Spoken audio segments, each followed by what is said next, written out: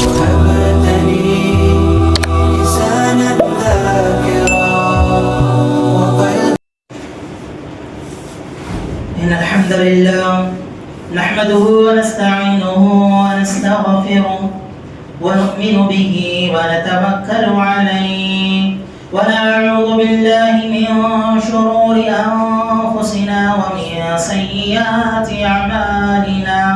من يهده الله فلا مضل له ومن يضلل فلا هادي له.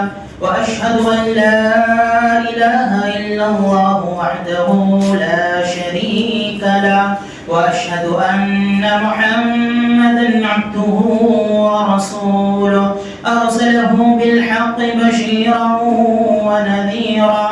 أما بعد فإن خير الحديث كتاب الله وخير الهدي هدي محمد صلى الله عليه وسلم وشر الأمور محدثاتها وكل محدثة بدعة وكل بدعة ضلالة وكل ضلالة في النار. فأعوذ بالله من الشيطان الرجيم.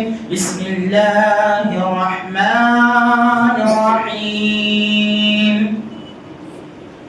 يا أيها الذين آمنوا اتقوا الله حق تقاته ولا تموتن إلا وأنتم مسلمون. يا أيها الناس اتقوا ربكم الذي خلقكم من نفس واحدة وخلق منها زوجها وبث منهما رجالا كثيرا ونساء واتقوا الله الذي تساءلون به والأرحام إن الله كان عليكم رقيبا. يا أيها الذين آمنوا اتقوا الله وقولوا قولا سديدا يصلح لكم أعمالكم ويغفر لكم ذنوبكم ومن يطع الله ورسوله فقد فاز فوزا عظيما. وقال الله تبارك وتعالى في القرآن المجيد والفرقان الحميد. إن تبدوا الصدقات فنعما هي وإن تخفوها وتؤتوها الفقراء فهو خير لكم ويكفر عنكم من سيئاتكم. ہر قسم کی تعریف و توصیف، کبریائی و بڑائی، بزرگی و برتری، حمد و ثنا اسی خالق کائنات مالک ارض و سما وحدہ لا شریک کے لیے لائق و زیبا ہے، جس رب العالمین نے اتنی وسیع و عریض کائنات کو محض 6 دنوں میں تخلیق فرمایا، پھر عرش پر مستوی ہوا. جس رب العالمین نے ہم انسانوں کو پیدا کرنے کے بعد ہماری رہنمائی اور رہبری کے لیے ایک بعد دیگر انگنت پیغمبروں اور رسولوں کو اپنی تعلیمات کے ساتھ اس دنیا میں مبعوث فرماتا رہا. اس مختصر سے حمد و ثنا کے بعد درود و سلام کا نذرانہ ہو تمام انبیاء اکرام علیہم الصلوۃ والسلام پر، خصوصاً بالخصوص میرے اور آپ کے آخری نبی سید الانبیاء و سید المرسلین خاتم النبیین رحمت للعالمین جناب مصطفیٰ صلی اللہ علیہ وسلم پر، جن اللہ رب العالمین نے ہمارے درمیان معلم و مربی کی حیثیت سے مبعوث فرمایا. آپ اخلاق کا بہترین نمونہ ہیں، رحمت کا ایک بہترین کردار ہیں. اللہم صلی علی محمد وعلی آل محمد. حاضرین جمعہ، خواتین اسلام، خطبہ مسنونہ کے بعد قرآن مجید کی سورہ بقرہ کی ایک آیت کریمہ کی تلاوت میں نے فرمائی، جس میں اللہ رب العالمین نے اللہ کے راستے میں دیے جانے والے صدقے کو علانیہ اور خفیہ طور پر خرچ کرنے کی اہمیت اور فضیلت اللہ تعالیٰ نے بیان کرتے ہوئے فرمایا، ان تبدوا الصدقات فنعما هي وان تخفوها وتؤتوها الفقراء فهو خير لكم. اگر تم اپنے صدقوں کو دکھا کر کے خرچ کرتے ہو یہ بھی بہتر ہے، اور اگر اس کو چھپا کر کے خفیہ طور پر رازدارانہ انداز میں فقراء کو، ضرورت مندوں کو دیتے ہو تو یہ تمہارے لیے بہت زیادہ بہتر ہے. فهو خير لكم ويكفر عنكم من سيئاتكم، اور اللہ تعالیٰ اس سے تمہارے گناہوں کو بخش دے گا، معاف فرما دے گا. حضرات، اس آیت کریمہ کے مد نظر دین اسلام کی تعلیمات سے پتہ چلتا ہے اسلام میں اخلاص کی بہت بڑی اہمیت ہے، اور انسانوں کے اعمال کی قبولیت کا دار و مدار بھی جو ہے وہ اس اخلاص کی بنیاد پر ہی ہے۔ یہ عمل کی قبولیت کا سب سے اہم سبب ہے، اور اللہ تعالیٰ کے پاس ہمارے اعمال کی قبولیت کا شرف بھی اخلاص کی بنیاد پر ہی ملتا ہے۔ اسی لیے ایک انسان کو کوشش یہ کرنی چاہیے کہ جتنے بھی اعمال ہم انجام دیتے ہیں ان اعمال کو زیادہ سے زیادہ چھپا کر کے مخفی طور پر رازدارانہ انداز سے کرنے کی کوشش کرنا چاہیے۔ اس سے ایک چیز کا فائدہ یہ ہوگا، ہمیں اطمینان رہے گا، یقین ہوگا کہ انشاءاللہ اللہ تعالی ہمارے اس عمل کو قبول فرمائے گا، کیونکہ ایسا عمل ریاکاری سے بچ جاتا ہے۔ ریاکاری کا اس کے اندر شائبہ نہیں ہوتا، ریاکاری دکھلاوا اس کے اندر داخل نہیں ہوتا، اور شیطان کو موقع نہیں ملتا کہ وہ ہمارے اعمال کو حقارت کرتے برباد کرنے کا سبب بنے، اس کو یہ موقع نہیں ملتا ہے۔ اسی لیے کوشش یہ ہونی چاہیے کہ ہمارے اعمال رازدارانہ انداز میں مخفی طور پر کیے جائیں۔ حضرت دیکھیے، اعمال کو قبولیت کرانے کا ایک سب سے بہترین طریقہ کیا ہے؟ اخلاص کو اپنانا، اور بعض اعمال کو چھپا کر کے انجام دینا۔ بعض اعمال کو ہم چھپا کر کے کرتے ہیں، اللہ تعالیٰ اللہ کے پاس اس کا بڑا مقام اور مرتبہ ہے۔ ایک حدیث کے اندر آتا ہے، پیارے رسول صلی اللہ علیہ وسلم بیان فرماتے ہیں، اللہ تعالیٰ کو 3 لوگ بڑے پسندیدہ ہیں، اور 3 قسم کے لوگ اللہ کے نزدیک کیا ہے؟ ناپسندیدہ ہیں۔ 3 قسم کے لوگ کون پسندیدہ ہیں؟ اللہ کے رسول حدیث کے اندر بیان فرماتے ہیں، ایک وہ آدمی جو اسلامی لشکر کے ساتھ اللہ تعالیٰ کے راستے میں نکلتا ہے، اپنی جان اپنا مال لے کر کے سب کچھ لگا کر کے نکلتا ہے، اسلامی لشکر میں شامل ہوتا ہے، اعلاء کلمت اللہ کے لیے نکلتا ہے، اور جا کر کے دشمنان اسلام کے سامنے کھڑے ہو کر کے سینہ سپر ہو کر کے لڑتا ہے، یہاں تک کہ شہید ہو جاتا ہے، یا اس کی قوم کو، اسلامی لشکر کو اللہ تعالیٰ فتح یابی نصیب فرما دیتا ہے۔ یہ بندہ اللہ تعالیٰ کے پاس بڑا ہی پسندیدہ ہے، بہت محبوب انسان ہے، جو اللہ کے راستے میں اپنا جان مال تن من سب کیا قربان کر دیتا ہے۔ دوسرا انسان کون ہے؟ وہ انسان جو قافلے کے ساتھ سفر پر نکلتا ہے، سفر لمبا ہونے کی وجہ سے قافلے کے لوگ یہ چاہتے ہیں کہ رک کر کے کہیں پر قیام کر کے پڑاؤ ڈالیں، شام کا وقت ہوتا ہے، قافلے والے سفر میں جتنے بھی لوگ تھے وہ پڑاؤ ڈال کر کے رات میں آرام کرنے کے لیے رکتے ہیں اور سو جاتے ہیں۔ ان میں سے ایک بندہ ان سے الگ ہو جاتا ہے، تنہا ہو جاتا ہے، الگ جا کر کے اللہ کے لیے نماز ادا کرنا شروع کرتا ہے، پوری رات اللہ کے لیے نماز ادا کرتا ہے، قافلے والوں کے ساتھ سوتا نہیں ہے، ان سے الگ ہو کر کے مخفی طور پر جا کر کے اللہ کی عبادت میں لگ جاتا ہے، یہاں تک کہ کوچ کرنے کا وقت آتا ہے، سفر کو جاری کرنے کا، قافلے والوں کو لے کر کے آگے بڑھنے کا وقت آتا ہے، تو نماز ادا کرنے کے بعد وہ ان کو بیدار رہ کر کے ان کو سب کو جگاتا ہے، پھر جگانے کے بعد ان کے ساتھ کیا ہے؟ سفر کو آگے بڑھا دیتا ہے۔ اللہ تعالیٰ کو ایسا بندہ بھی بڑا پسندیدہ ہے۔ تیسرا بندہ اللہ کے رسول فرماتے ہیں ایسا بندہ جو اپنے پڑوسی کے ظلم و ستم کو برداشت کرتا ہے، پڑوسی تکلیف دے رہا ہے، پریشان کر رہا ہے، ظلم کر رہا ہے اس پر، لیکن اس پر صبر کر رہا ہے، اتنا صبر کرتا ہے، یہاں تک صبر کرتا ہے کہ اس کے اور پڑوسی کے درمیان موت ہی آ کر کے جدائی پیدا کرتی ہے، یعنی یا تو پڑوسی مر جاتا ہے یا تو یہ انتقال کر جاتا ہے، اس وقت تک اس پڑوسی کے ظلم پر صبر کرتا ہے۔ اللہ تعالیٰ کو ایسا بندہ بھی بڑا پسندیدہ ہے۔ حضرات، 3 وہ بندے جن کو اللہ تعالیٰ پسند نہیں کرتا، کون بندے ہیں؟ ایک وہ انسان جو تجارت کرتا ہے، خرید فروخت کرتا ہے، ایسا تاجر جو جھوٹی قسمیں کھا کر کے اپنا مال بیچتا ہے، لوگوں کو دیتا ہے، جھوٹی قسمیں کھاتا ہے، اللہ تعالیٰ کو ایسا بندہ پسند نہیں ہے۔ اسی طرح سے متکبر فقیر اللہ کو پسند نہیں ہے۔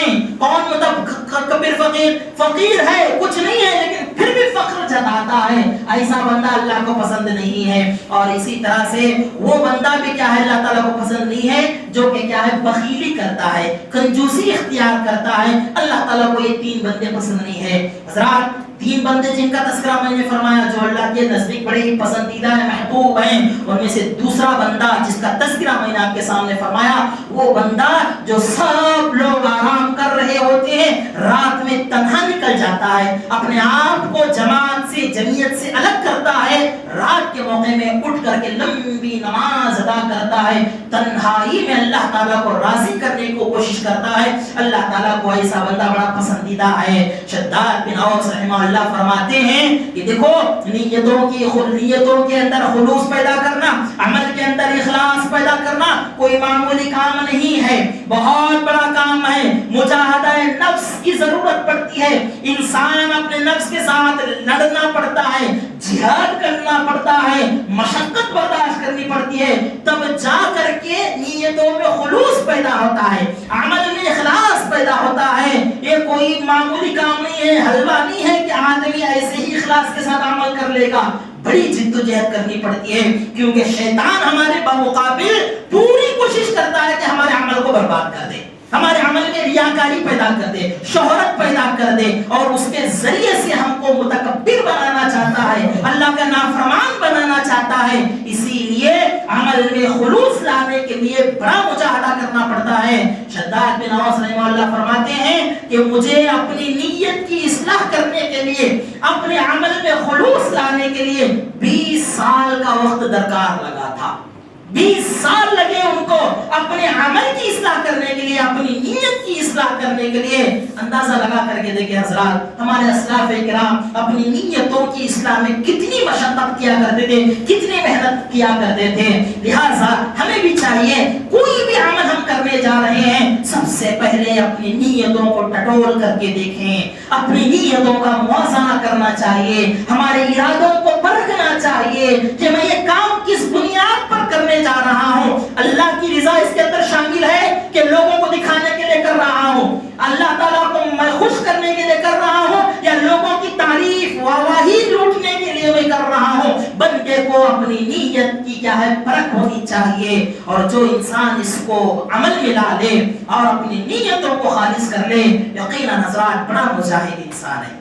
नफ्स के एतबार से, नफ्स से लड़ने के एतबार से बहुत बड़ा मुजाहिद इंसान है, और अल्लाह ताला को ऐसे ही अमाल की जरूरत है। अल्लाह ताला ऐसे ही अमल को पसंद भी करता है, अल्लाह ताला ऐसे अमाल को कबूल भी करता है। इसीलिए आप देखेंगे जितने भी अमाल, चाहे वो नमाज हो, रोजा हो, तिलावत कलाम मजीद हो, और उसके अलावा दुआएं हो, सदक़ात व खैरात हो, इन सारे अमाल में आप देखेंगे हमें अल्लाह के रसूल का, सहाबा का, हमारे अस्लाफ का किरदार हमको क्या मिलता है। इन अमाल को बज़ाहिर दिखा करने के बजाय, दिखा करके करने के बजाय छुपा करके करने पर उन्होंने क्या है ज्यादा तवज्जो दी है, बहुत ज्यादा तवज्जो दी है। इसीलिए आप देखेंगे जिन अमाल को दिखा करके करना है, उनमें से कौन से अमाल है, फराइज ही है, जिनको क्या है दिखा करके करने का अल्लाह के रसूल सल्लल्लाहु अलैहि वसल्लम ने हुक्म दिया है। जैसे फर्ज नमाज है, फर्ज नमाज बाजमात हम अदा करते हैं, उसमें नमाज पढ़ते हुए आदमी नजर आता है। फराइज जो वाजिबात हैं उनको क्या है अंजाम देना है। उसके अलावा जितने भी अमाल है, इंसान की कोशिश ये होनी चाहिए कि वो उनको छुपा करके करो, खुफिया तौर पर करो।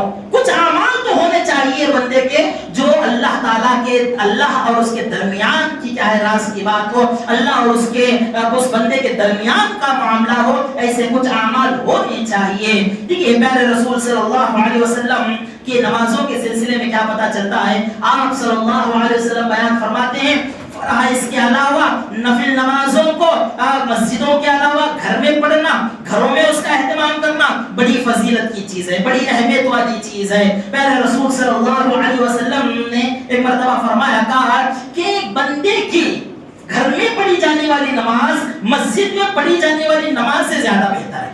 घर में जो नमाज हम पढ़ते हैं वो नमाज घर मस्जिद में पढ़ी जाने वाली नमाज से बेहतर है। नफिल नमाज की बात कर रहे हैं, नफिल नमाज जो बंदा घर में पढ़े वो मस्जिद में पढ़ने से ज्यादा अफजल है। लेकिन फर्ज नमाजें क्या है, वाजिब नमाजें जो है वो बाकायदा क्या है मस्जिद में अदा करना जरूरी है, घरों में अदा कर नहीं सकते। अल्लाह के रसूल ने बड़ी सख्त तंबीह फरमाई है, जो भी इंसान फर्ज नमाजों को इस्तिताअत रखते हुए, ताकत रखते हुए मस्जिद तक नहीं पहुंचता है, घर में अदा कर रहा है, अल्लाह के रसूल ने कहा कि अगर मेरा इख्तियार होता तो मैं کسی کو کیا ہے مسجد میں امامت کی ذمہ داری دیتا، پھر ایسے لوگوں کے گھروں کو کیا ہے آگ لگا دیتا جو کیا ہے گھروں میں فرض نمازوں کا اہتمام کرتے ہیں، سوتے نہیں ہیں، کرتے ہیں۔ نماز پڑھنے والے مسجد میں چھوڑ کر کے گھر میں پڑھنے والوں کے بارے میں اتنی بڑی سخت تنبیہ اللہ کے رسول صلی اللہ علیہ وسلم نے بیان فرمائی ہے۔ حضرات اسی طرح سے تھوڑا اور آگے بڑھ کر کے دیکھتے ہیں، صدقات و خیرات کے سلسلے میں بھی یہی بات کیا ہے بیان کی گئی ہے۔ آدمی کیا ہے دکھا کر کے کرتا ہے، اچھی چیز ہے، اس سے لوگوں کا جذبہ پیدا ہوتا ہے، دوسروں کو بھی خرچ کرنے کی توفیق ملتی ہے۔ اس نیت کے ساتھ اگر دکھا کر کے کر رہے ہیں اچھی بات ہے، ورنہ کیا ہے تخفوها وتؤتوها الفقراء فهو خير لكم، اللہ نے فرمایا اس کو چھپا کر کے کرتے ہیں تو یہ بھی بہت اچھی بات ہے۔ اسی لیے دیکھیں نمازوں کی نفل نمازوں کے سلسلے میں انبیاء علیہ السلام کے بارے میں قرآن مجید میں حضرت داؤد علیہ السلام، حضرت زکریا علیہ السلام، حضرت مریم کے بارے میں کیا آتا ہے، یہ لوگ اپنے گھروں میں ایک خاص جگہ بنا کر کے رکھی تھی جہاں پر وہ اللہ تعالیٰ کی عبادت کیا کرتے تھے۔ کون سی عبادتیں؟ نوافل عبادتیں۔ اپنے گھر میں ایک جگہ جس کو کیا گیا قرآن مجید کہتا ہے محراب، وزکریا ربہ اذ نادى ربہ، جب انہوں نے اپنے رب کو پکارا، کہاں پر تھے وہ؟ فی المحراب، محراب کے اندر تھے، اپنے گھر کے اس جگہ میں عبادت کر رہے تھے جو کہ کیا ہے نماز ادا کرنے کی جگہ تھی، جس کو محراب کیا ہے قرآن مجید نے کہا ہے۔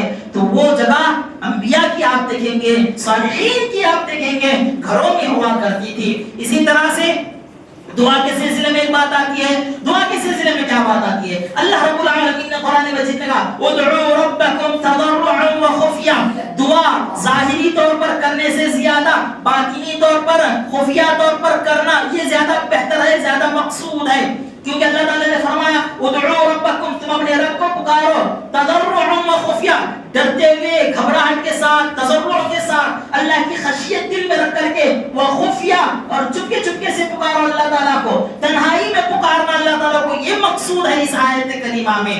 کتنی اللہ رب العالمین نے کیا ہے انبیاء کی حضرت زکریا علیہ السلام کی دعا کا بھی تذکرہ فرمایا جو چپکے سے چھپ کر کے کیا کرتے تھے۔ اس سے کیا ہوگا؟ انسان کے دعا میں خلوص پیدا ہوتا ہے، رب سے کیا ہے تعلق بنانے میں کیا ہے آسانی پیدا ہوتی ہے۔ تو حضرات اس دعا کے سلسلے میں بھی ہمیں کیا ہے یہی بات پتہ چلتی ہے۔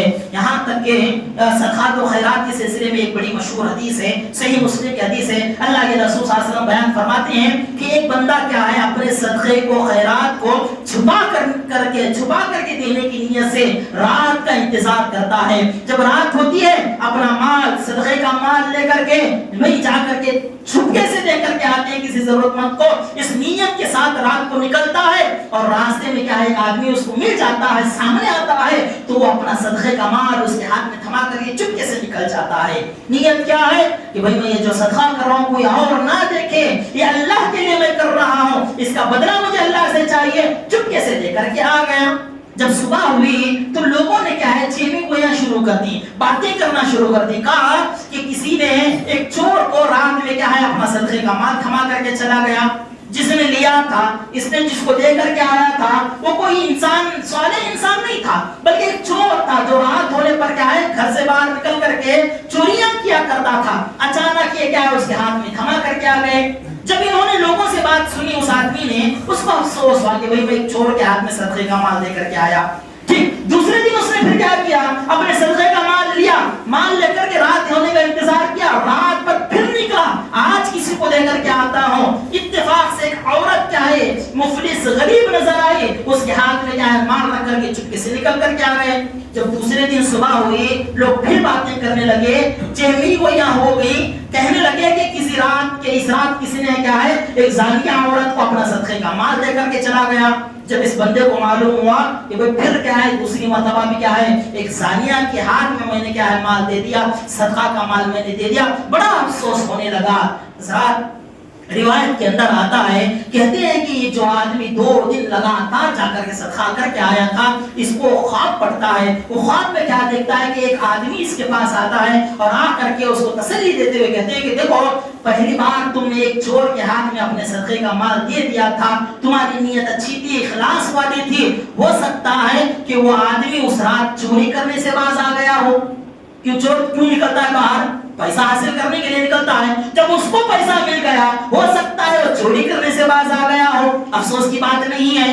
دوسرے تم نے کیا ہے ایک زانیہ کو کیا اپنا مال دے دیا، ہو سکتا ہے وہ زانیہ عورت زناکاری سے بدکاری سے کیا ہے باز آ گئی ہو، تو افسوس کرنے کی ضرورت نہیں ہے۔ حضرات یہاں پر غور کریں، یہ کیا جذبہ ہے، یہ جذبہ عمل کرنے کا، ایسا عمل کہ اللہ تعالیٰ کے درمیان ہی باقی رہے، ہمارے کسی اور کو نظر نہ آئے، کوئی اور ہمارے عمل کو نہ دیکھے، یہ جذبہ جو ہے یہ خلوص کو ظاہر کرتا ہے۔ یہ جذبہ انسانوں کے اندر ہونا چاہیے۔ اللہ کے مخلص بندے ایسے ہی ہوتے ہیں جن کو اللہ تعالیٰ پسند فرماتا ہے۔ یہاں تک کہ اسلاف اکرام میں سے کسی کا ایک قول ہے، وہ کہتے ہیں کہ ہم نے کچھ ایسے بھی اللہ کے بندوں کو دیکھا ہے، متقی پرہیزگار بندوں کو دیکھا ہے، جو رات میں اپنی بیوی کے ساتھ ایک ہی سرانے میں ایک ہی تکیے پر سر رکھ کر کے سوتے ہیں، لیکن اللہ کے ڈر سے خشیت سے دل میں اللہ کا ڈر اتنا ہوتا ہے کہ آنکھوں سے آنسو نکل کر کے آتے ہیں، آنکھوں سے آنسو جاری ہیں، لیکن ایک ہی تکیے پر سوئی ہوئی اپنی بیوی کو پتہ نہیں چلتا ان کے آنسوؤں کے بارے میں۔ ایسے بھی اللہ کے بندوں کو ہم نے دیکھا ہے جو اللہ تعالیٰ سے اتنا زیادہ ڈرتے ہیں اور اتنا خفیہ طور پر اپنے اعمال کو انجام دیتے ہیں۔ غور کر کے دیکھیں حضرات، کیا نیک بندے ہوں گے، کیسے صالح انسان ہوں گے جو اللہ رب العالمین سے کیا ہے تعلق کو بناتے ہیں اور اپنے اعمال کو حسن عمل میں تبدیل کرنے کی کوشش کرتے ہیں۔ لہٰذا میں آپ کو آج کے اس خطبے میں دو چار باتیں، دو چار ایسی کیا ہے فضیلت بتانا چاہوں گا۔ چھپ کر کے اگر کوئی بندہ نیک اعمال انجام دیتا ہے اس کا کیا مقام اور مرتبہ ہے۔ پہلی فضیلت یہ ہے، اگر ہم کوئی کام چھپ کر کے انجام دیتے ہیں، اللہ رب العالمین اس عمل کا دگنا تگنا اللہ تعالیٰ بہت زیادہ بدلہ عطا فرماتا ہے۔ ایک عمل ظاہری طور پر ہو رہا ہے، لیکن ایک عمل وہی عمل ایک آدمی کیا کرتا ہے باطنی طور پر چھپ کر کے کرتا ہے، اللہ تعالیٰ اس کے اس عمل کو بہت زیادہ بڑھا کر کے دیتا ہے، اجر و ثواب میں اللہ رب العالمین کیا ہے اضافہ فرماتا ہے۔ پھر رسول صلی اللہ علیہ وسلم کا ایک عمل دیکھیے، اللہ کے رسول صلی اللہ علیہ وسلم نے، جیسے میں نے کہا نفل نمازوں کو اللہ کے رسول نے مسجد سے زیادہ گھر میں انجام دینے کو زیادہ اللہ تعالیٰ نے، اللہ کے رسول نے فضیلت والا بیان فرمایا ہے۔ یعنی کہ اگر ہم نفل نماز مسجد میں ادا کریں تو اس کا ثواب تو ملتا ہی ہے یقیناً، لیکن وہی عمل اگر ہم گھر میں انجام دیتے ہیں خفیہ طور پر، اللہ تعالیٰ اس کے اجر کو زیادہ کر کے دیتا ہے۔ پھر رسول صلی اللہ علیہ وسلم یہ فضیلت بیان کرتے ہیں، کس فضیلت کے باوجود آپ دیکھیے مسجد نبوی میں ایک نماز ادا ثواب ہے، اور مسجد نبوی میں نماز ادا کرنے کا، اس کے باوجود بھی اللہ کے رسول صلی اللہ علیہ وسلم نے کیا بات بیان فرمائی؟ آپ صلی اللہ علیہ وسلم نے کہا کہ میں پسند کرتا ہوں کہ نفل نماز میں مسجد میں نہ پڑھ کر کے اپنے گھر میں ادا کرو، مسجد میں نہ پڑھ کر کے گھر میں ادا کرو، جبکہ اللہ کے رسول صلی اللہ علیہ وسلم خود بیان کرتے ہیں کہ میری مسجد میں نماز پڑھنے کا کتنا بڑا اجر و ثواب ہے، کتنا بڑا اجر و ثواب ہے۔ غالباً کیا ہے 1000 کا شاید تذکرہ ملتا ہے۔ ذرا غور کرنے کی بات یہ ہے کہ اجر و ثواب ایک سے زیادہ ہی ہے اللہ کے رسول صلی اللہ علیہ وسلم کے مسجد میں ادا کرنے کا، اس کے باوجود بھی آپ صلی اللہ علیہ وسلم اپنے ہی گھر میں نماز ادا کرنے کو پسند کرتے ہیں۔ حضرت عبداللہ بن مسعود رضی اللہ عنہ نے اللہ کے رسول صلی اللہ علیہ وسلم سے سوال کیا تھا۔ کیا سوال کیا؟ پوچھا کہ اللہ کے رسول صلی اللہ علیہ وسلم نفل نماز گھر میں ادا کرنا افضل ہے یا مسجد میں ادا کرنا افضل ہے؟ اللہ کے رسول صلی اللہ علیہ وسلم نے فرمایا، اے عبداللہ کیا تم دیکھتے نہیں ہو میرا گھر مسجد سے لگا ہوا ہے، دیوار ایک ہی ہے، میرا گھر مسجد سے لگا ہوا ہے، اس کے باوجود میں نفل نماز کو اپنے گھر میں پڑھنا بہتر سمجھتا ہوں مسجد میں پڑھنے سے زیادہ۔ تو غالباً کیا ہے ایک نماز اللہ کے رسول صلی اللہ علیہ وسلم کی مسجد میں ادا کرنا 1000 نماز کے برابر کا اجر و ثواب کیا ہے اللہ کے رسول صلی اللہ علیہ وسلم نے بیان فرمایا ہے، اور 1 لاکھ جو ہے وہ تقریباً مکہ مکرمہ کی مسجد حرام میں ادا کرنے کا کیا اجر و ثواب ہے۔ اتنا جاننے کے باوجود بھی اللہ کے رسول کیا فرماتے ہیں؟ گھر میں نماز ادا کرنا۔ کیوں؟ کیونکہ وہ خفیہ طور پر ادا کی جاتی ہے، وہاں بندہ اللہ تعالیٰ کے حضور کیا ہے کھڑے ہو کر کے تنہائی میں اللہ تعالیٰ سے لو لگاتا ہے، اللہ تعالیٰ سے کیا ہے تعلق بناتا ہے، اللہ کو راضی کرنے کی کوشش کرتا ہے۔ یہ پہلی بات حضرات۔ اور اسی طرح سے دوسری بات کیا ہے؟ اللہ رب العالمین گناہوں کی بخشش فرماتے ہیں۔ اگر کوئی انسان خفیہ طور پر عمل انجام دیتا ہے، اللہ تعالیٰ اس کے گناہوں کو بخش دیتے ہیں، اللہ تعالیٰ معاف فرما دیتے ہیں۔ جیسے کہ بقرہ کی اس آیت کریمہ میں صدقہ کرنے کے مال صدقہ کرنے کے بارے میں اللہ تعالیٰ نے فرمایا، اللہ تعالیٰ تمہارے تمہارے گناہوں کو معاف فرما دے گا اگر تم اس کو خفیہ طور پر لے جا کر کے مال صدقہ کرتے ہو۔ اسلاف کرام کے بارے میں ایسے عجیب و غریب حیرت انگیز واقعات ہمیں پتہ چلتے ہیں جنہوں نے کیا ہے اپنی زندگی بھر لوگوں کی مدد کی، لوگوں کی خدمت کی، لوگوں کی ضرورتوں کو پورا کیا۔ پتہ کب چلا لوگوں کو جن کی ضرورتیں پورا ہوتی ہیں ان کو کب پتہ چلتا ہے؟ جب وہ کرنے والا انتقال کر جاتا ہے تب ان کو پتہ چلتا ہے کہ بھئی ہمارے گھر کا راشن پانی وہ مرنے والا آج تک کیا ہم کو دے رہا تھا۔ ممکن ہے حضرات آج کے زمانے میں اور کر کے دیکھیں، یہ جذبہ ہو، یہ نیت ہو، یہ خلوص اگر ہمارے عمل کے اندر ہو تو پھر یقیناً ممکن ہے۔ کیسے اسلاف تھے، زندگی بھر کسی کے گھر کو راشن پہنچایا کیا کرتے تھے، ضرورتیں پورا کیا کرتے تھے، لیکن ان کو خود نہیں معلوم ہوتا تھا جن کی ضرورتیں پوری ہو رہی کہ وہ گھر کون رہا ہے۔ بس دعا کرتے تھے اللہ تعالیٰ جو بھی دے رہا ہے اللہ تعالیٰ تو اس کا بھلا کر دے، اللہ تعالیٰ تو اس پر رحم فرما دے۔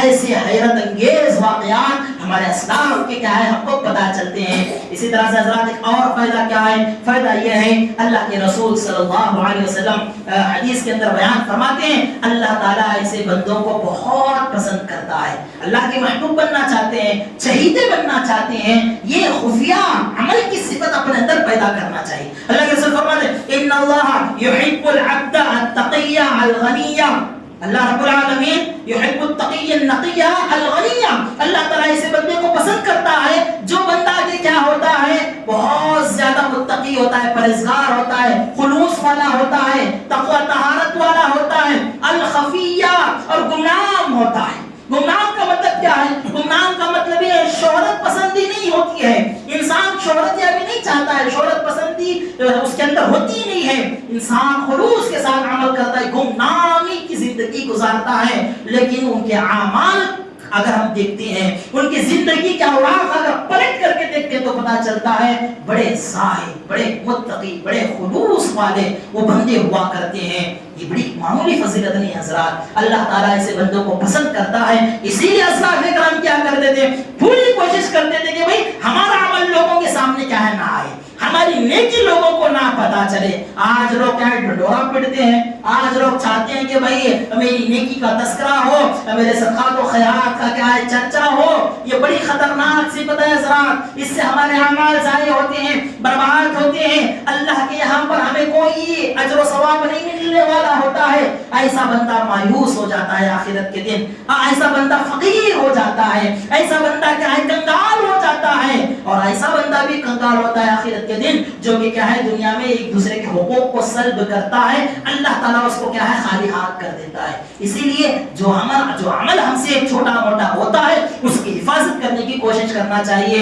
ایک واقعہ بڑا پیارا ہے، ہمارے استاذ نے کیا اپنی کتاب کے اندر اس واقعے کو لکھا ہے، وہ واقعہ ہے حضرت ابن منقدر رحمہ اللہ، یہ کیا ہے تابعین میں سے ہیں، ان کے بارے میں آتا ہے محمد بن المنقدر یہ کہتے ہیں کہ میرا معمول تھا کہ میں اللہ کے رسول کی مسجد میں کیا کرتا تھا، ہر دن رات میں عشاء کے بعد ایک ستون کے پیچھے کھڑے ہو کر کے میں نماز ادا کیا کرتا تھا۔ محمد ابن المنقدر کہتے ہیں رات کا میرا معمول تھا، ستون کے پیچھے عشاء کے بعد سب لوگ چلے جاتے ہیں، میں نماز ادا کیا کرتا تھا۔ تو ایک وقت ایسا آیا مدینے میں قحط سالی پڑ گئی، بارش اللہ نازل ہی نہیں کر رہا تھا، قحط سالی کی وجہ سے بھوکمری بھی آ گئی تھی، بڑے پریشان تھے سارے احباب مدینہ کے لوگ کیا ہے دور دراز علاقے میں جا کر کے، اللہ کے رسول کی سنت ہے جب بارش نہیں برستا ہے قحط سالی پڑ جاتی تو جا کر کے صلاۃ الاستسقاء پڑھتے اور اللہ تعالیٰ سے دعا مانگ کر کے آتے بارش کی نازل ہونے کی۔ تو کہتے ہیں کہ سارے لوگ مدینہ والے جا کر کے اللہ سے دعا کر کے آئے، پھر بھی بارش نازل نہیں ہوئی، صلاۃ الاستسقاء کا بھی اہتمام ہوا۔ پھر کہتے ہیں ابن منقدر میں ایک مرتبہ نماز ادا کر رہا تھا تو میں نے دیکھا کہ ایک بندہ آیا اور آ کر کے اس نے کیا اپنے کپڑے بدل لیے، کپڑے بدل کر کے اللہ تعالیٰ کے لیے کیا ہے نماز ادا کرنا شروع کیا۔ نماز ادا کرنے کے بعد وہ اللہ رب العالمین سے ہاتھ اٹھا کر کے دعا کرتا ہے، دعا کرتے ہوئے الفاظ کیا ہے اس کے، کہتے ہیں کہ یہ بندہ دعا کرتے ہوئے کہتا ہے کہ اے پروردگار مدینہ والے تیرے رسول کے شہر والے جا کر کے نماز استسقاء پڑھ کر کے دعا کر کے آئے انہوں نے، لیکن تو اللہ تعالیٰ تو نے بارش نازل نہیں فرمائی۔ مدینہ الرسول اللہ کے رسول صلی اللہ علیہ وسلم کے شہر والے جا کر کے دعا کر کے آئے، اللہ تعالیٰ تو نے بارش نازل فرمائی۔ فرمائے اے پروردگارا قسم تیری ذات کی قسم کھاتا ہوں میں، اللہ تعالیٰ تیرے قسم کا میں کیا ہے حوالہ دیتا ہوں، اے پروردگارا تو بارش نازل فرما، تو باران رحمت نازل فرما۔ ابن منقدر کہتے ہیں میں دل میں کہنے لگا کہ بھئی یہ شاید آدمی پاگل ہے، کیسے الفاظ سے اللہ تعالیٰ سے دعا کر رہا ہے، کیسے الفاظ کا استعمال کر رہا ہے۔ مدینے والے دعا کیے تو نازل نہیں فرمایا، تیری قسم کھاتا ہوں تو کیا ہے بارش نازل فرمایا، شاید یہ آدمی کیا ہے ذہنی طور پر کمزور ہے، میں یہ سمجھنے لگا۔ لیکن ابن منقدر کہتے ہیں کہ ابھی وہ اپنی دعا سے کیا ہے ختم ہی نہیں کیا تھا، اپنا ہاتھ چھوڑا ہی نہیں تھا کہ کیا ہے آسمان میں بجلی گرجنے لگی، آسمان میں بادل کیا ہے گرجنے لگے، پھر اس کے بعد موسلا دھار بارش نازل ہوئی، برابر بارش کیا ہے اللہ تعالیٰ نے کیا ہے نازل فرمائی۔ پھر میں اس کے بعد دیکھتا ہوں کہ وہ بندہ رات بھر کیا ہے نماز ادا کرتے رہا، فجر کی نماز کا وقت آیا، فجر کی نماز اور امام کے ساتھ اس نے کیا ہے نماز ادا کر لی با جماعت، جیسے ہی سلام پھیرا وہ آدمی نکل کر کے چلا گیا، میں اس کے پیچھے پیچھے ہو لیا، لیکن میں نے کیا دیکھا کہ وہ آدمی لوگوں کی بھیڑ میں گم ہو گیا، میں اس کو پہچان نہیں پایا۔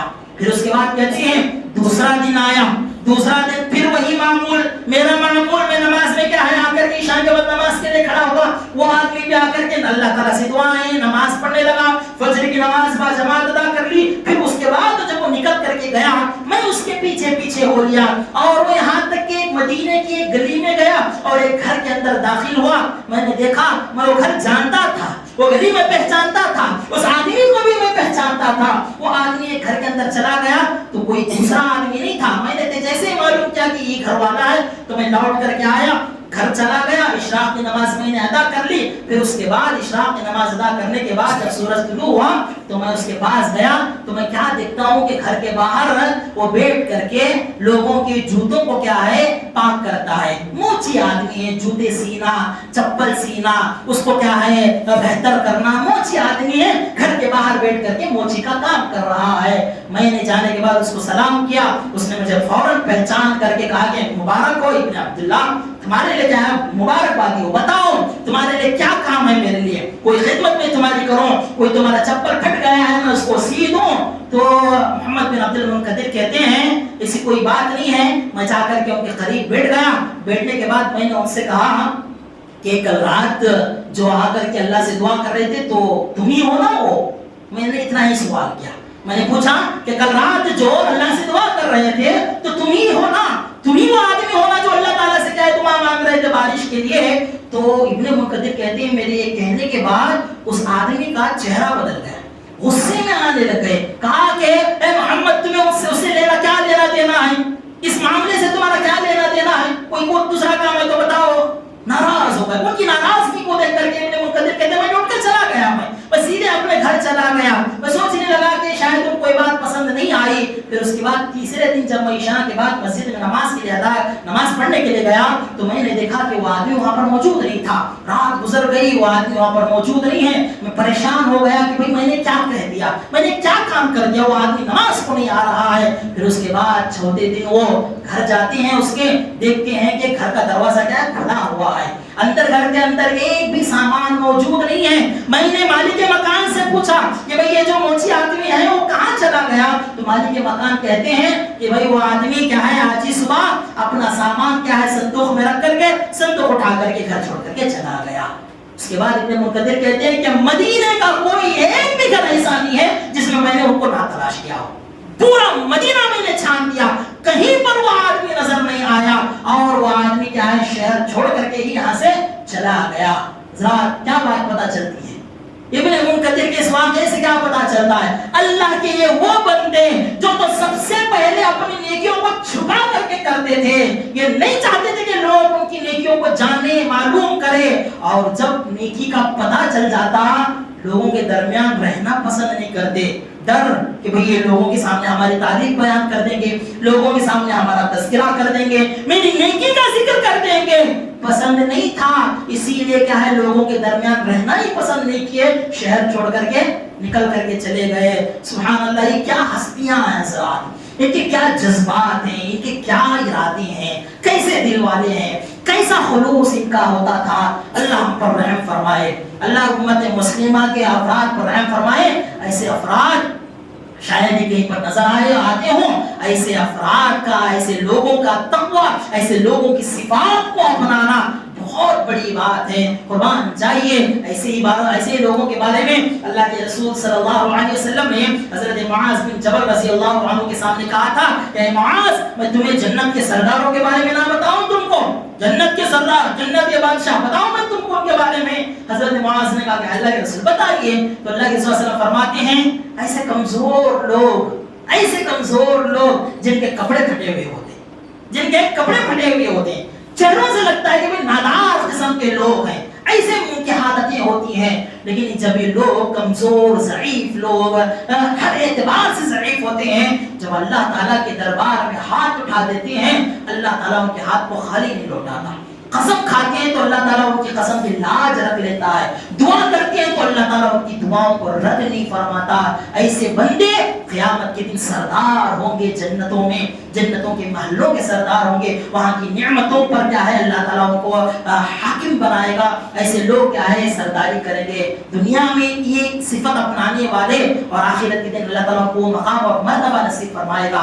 تو حضرات خلوص جو ہے وہ دل کے اندر ہوتا ہے، تقویٰ دل مرکز ہے اس کا۔ تقویٰ کو، خلوص کو، اخلاص کو اپنے اندر پیدا کرنا چاہیے۔